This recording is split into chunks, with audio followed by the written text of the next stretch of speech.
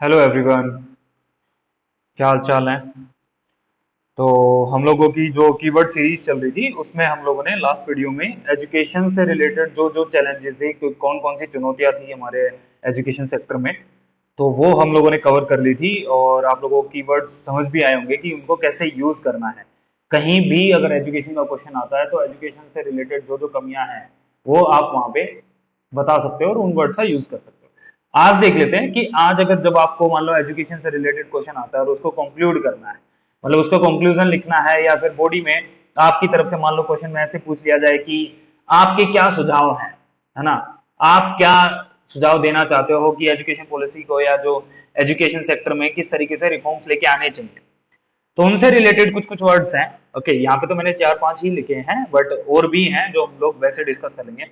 तो सबसे पहला है कि ब्रिजिंग लर्निंग डेफिसिट, या फिर ब्रिजिंग लर्निंग जो गैप है, जो जो लर्निंग गैप है ना, उस गैप को क्या करना है, फिल करना है। ओके, ये डेफिसिट आएगा, लर्निंग डेफिसिट को क्या करना है, ब्रिज करना है। ओके, तो जो सीखने की जो कमी है, जो लोगों में सीखने की इतनी इच्छा नहीं है, उसे क्या करना है, कम करना है। लोगों को उसकी इच्छा को बढ़ाना है कि लोग सीखें, पढ़ाई करें जाके। पेरेंट्स अपने बच्चों को स्कूल में भेजें, तो सबसे पहले तो उनको अवेयर करना पड़ेगा। अवेयर करने के लिए डिफरेंट डिफरेंट प्रोग्राम्स, है ना, अवेयरनेस प्रोग्राम हो गया, स्कीम्स होगी, या फिर जो गवर्नमेंट इनिशिएटिव्स लेती है, ओके, उन सब की बात करनी पड़ेगी। तो सबसे पहले ये चीज करनी पड़ेगी। ओके, दूसरा एक और चीज, आप लोग पढ़े होंगे न्यूज़पेपर वगैरह, अगर जब पढ़ते होंगे तो उनमें एक बड़ा अच्छा टर्म आता है कि आइलैंड ऑफ एक्सीलेंस क्रिएट करने पड़ेंगे rather than ocean of mediocrity. मतलब उत्कृष्टता के द्वीप, है ना, बनाने पड़ेंगे। कैसे कि जैसे, इसका मतलब बताता हूँ क्या होता है आइलैंड्स ऑफ एक्सीलेंस। आइलैंड्स नहीं होते कि बहुत बड़े समुद्र में आप देखोगे कि छोटे छोटे द्वीप होते हैं, के छोटे छोटे द्वीप आपको आपने देखे होंगे, फोटो में देखे होंगे। इसका मतलब यही है सिंपल, अगर इसको एजुकेशन से रिलेट करें, वैसे तो इस टर्म को आप किसी भी सेक्टर में लिख सकते हो। ये आइलैंड ऑफ, भाई आइलैंड पूरे ओशन में नहीं होते ना, आइलैंड के बहुत कम होते हैं, तो ये सेम चीज एजुकेशन सेक्टर में देखिए। तो जो हाईली एडवांस लोग होते हैं या स्किलफुल लोग होते हैं, या फिर हम लोग बात करें इंटेलिजेंट लोग जो होते हैं, या फिर जो एक्सेप्शनल लोग होते हैं, वो बहुत कम होते हैं। तो हमें आइलैंड्स ऑफ एक्सीलेंस क्या करना पड़ेगा, ज्यादा बनाने पड़ेंगे। स्किल लोग ज्यादा बनाने पड़ेंगे, इंटेलिजेंट लोग ज्यादा क्रिएट करने पड़ेंगे, हमें उन्हें एजुकेशन देनी पड़ेगी। और ओशन ऑफ मीडियोक्रिटी का मतलब होता है कि नॉर्मल लोग, ओके, नॉर्मल जो कि मतलब आम जनता होती है कि यार सिर्फ अपने को तो जॉब मिल जाए, ठीक है। बट कुछ लोग होते हैं कि जो अपने पैशन को फॉलो करते हैं, जैसे आपने ये टर्म आप स्टार्टअप इंडस्ट्री में, एफडीआई में, मैन्युफैक्चरिंग में, वहां भी यूज कर सकते हो। कि बहुत कम लोग ऐसे होते हैं कि जो एक मतलब अपना स्टार्ट कर रहे हैं खुद का। बहुत लोग क्या करते हैं कि यार चलो प्रिपेयर कर लेते हैं, कहीं जॉब मिल जाएगी या फिर अपना कहीं पे भी काम कर लेंगे। तो हमें आइलैंड्स ऑफ एक्सीलेंस बनाने पड़ेंगे, okay, rather than ocean of mediocrity. फिर आता है, फिर आप ये भी लिख सकते हो कि हमें 4D पे काम करना चाहिए। ओके, 4D जो है उन पे काम करना चाहिए। कौन कौन से? एक तो डिमांड पे काम करना चाहिए, एक जो हमारी डेमोग्राफी है, ओके, जो हमारी पॉपुलेशन, जैसे डेमोग्राफिक डिविडेंड आप लोगों ने सुना होगा, जनसंख्यिकीय लाभांश। तो उसमें क्या है कि 15 साल से 64 साल के बीच में जो पॉपुलेशन है, हमें उस पे ध्यान देना पड़ेगा, उसको स्किलफुल बनाना पड़ेगा, उसको इस तरीके से यूज करना पड़ेगा ताकि वो इंडियन इकोनॉमी में कंट्रीब्यूट कर सके, देश के विकास के लिए वो कंट्रीब्यूट कर सके। डीरेगुलेट करना पड़ेगा, जो अभी जो सिस्टम है, एजुकेशन सिस्टम है, उसको क्या करना पड़ेगा, डीरेगुलेशन करना पड़ेगा उसमें। मतलब अभी जो जिस उसमें जो खामियां हैं, उन खामियों को खत्म करना पड़ेगा, उनको हटाना पड़ेगा, और जो चुनौतियां हैं उनसे पार पाना पड़ेगा। नई इनिशिएटिव या नई टेक्नोलॉजी का यूज करके हमें एजुकेशन सेक्टर को क्या करना पड़ेगा, बूम करना पड़ेगा। Plus democracy. भाई डेमोक्रेसी में यहाँ पे क्या कहता है कि यहाँ पे लोकतंत्र की बात नहीं है, यहाँ पे कहता है कि सबको पढ़ने का अधिकार देना चाहिए। हमें क्या करना पड़ेगा, जो हमारा राइट टू एजुकेशन है ना, उससे कहाँ जाना है, हमें राइट टू लर्निंग। भाई एजुकेशन की अगर बात करते हैं तो एजुकेशन तो सिंपल क्या है, डिग्री। भाई डिग्री ले ली आपने, ठीक है, तो इसमें एक टर्म और यूज कर सकते हो, पिछली बार मैं शायद बताना भूल गया, डिग्री ऑफ शॉप या शॉप्स ऑफ डिग्री। भाई आजकल कॉलेज क्या हो गया है, शॉप्स ऑफ डिग्री हो गए कि भाई कहीं भी जाओ डिग्री ले लो बस। ठीक है, कि जैसे किसी दुकान पे डिग्री मिल गई।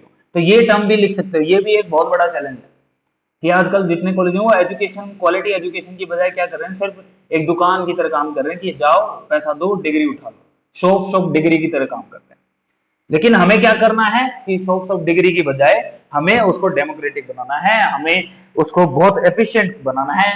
और वो कैसे हो पाएगा, जब हम लोग इंक्लूसिव एजुकेशन की बात करेंगे, कि इक्विटी की बात करेंगे, हम लोग बोलेंगे कि सबको एजुकेशन मिलना चाहिए, रेदर देन ऐसा नहीं कि रूरल और अर्बन में गैप हो या फिर जेंडर में गैप हो, मेल फीमेल में गैप हो, ऐसा नहीं होना चाहिए, सबको बराबर एजुकेशन मिलनी चाहिए और राइट टू लर्निंग की तरफ मूव करना चाहिए।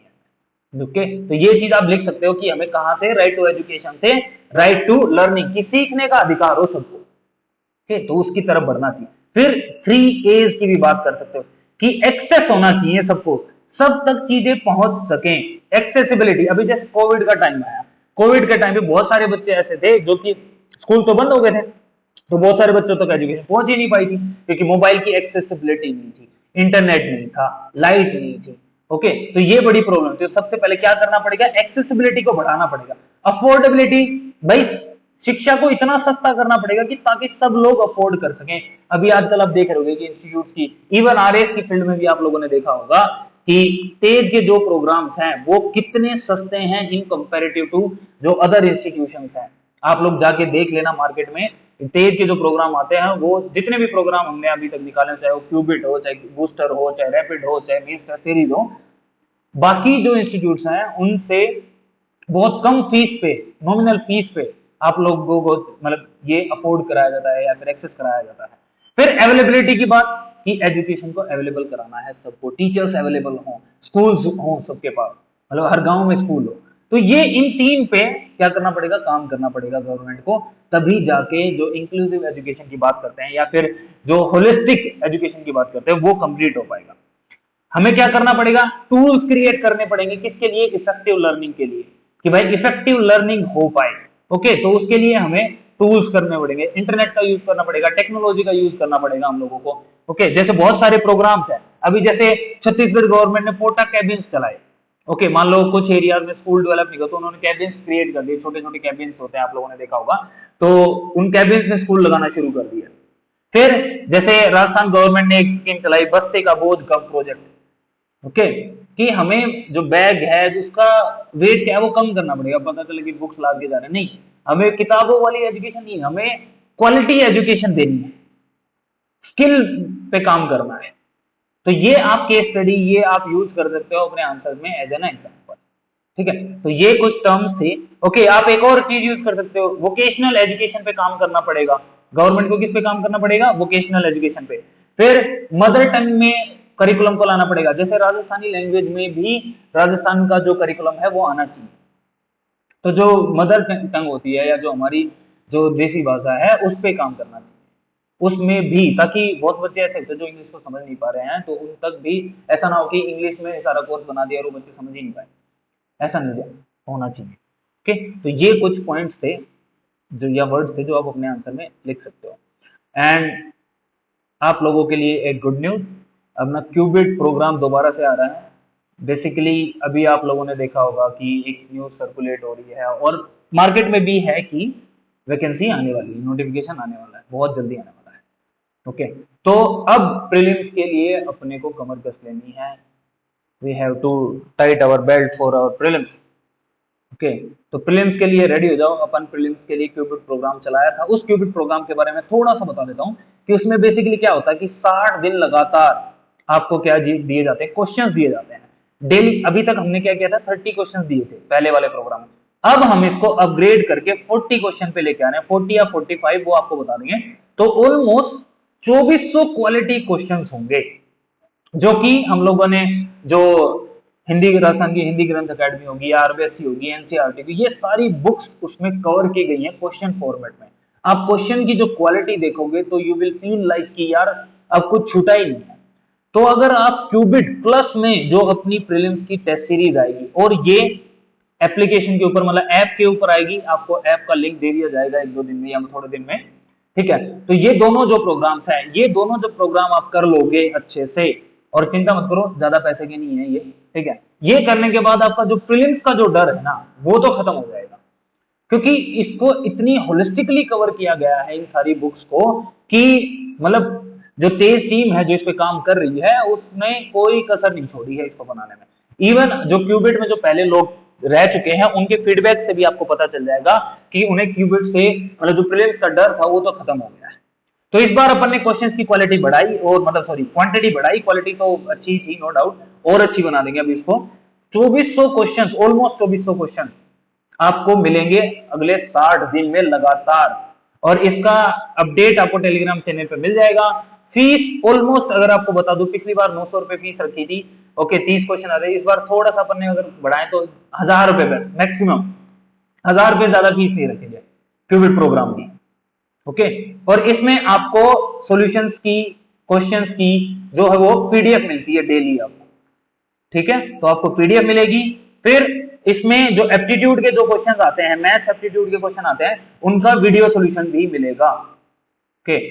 मैम उनको एक्सप्लेन करेंगी आपको, आपके लिए वीडियो में, ठीक है, तो आपको वहां से भी सोल्व हो जाएगा। तो ये क्वेश्चंस आप सोचो इतने सारे क्वेश्चंस, और प्लस में जो टेस्ट सीरीज आएगी, जितने भी उसमें टेस्ट होंगे, ओके, वो टेस्ट डिसाइड कर लेंगे नंबर ऑफ टेस्ट।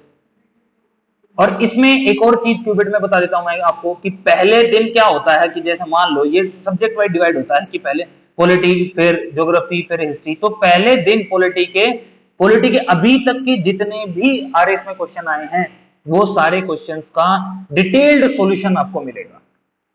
वो क्या मिलेगा आपको? डिटेल्ड सॉल्यूशन आपको प्रोवाइड किया जाएगा, वो पीडीएफ प्रोवाइड की जाएगी आपको, ठीक है। तो ये क्यूबिट प्रोग्राम है, बाकी अपडेट्स इसकी और मिल जाएंगी आपको टेलीग्राम चैनल पे।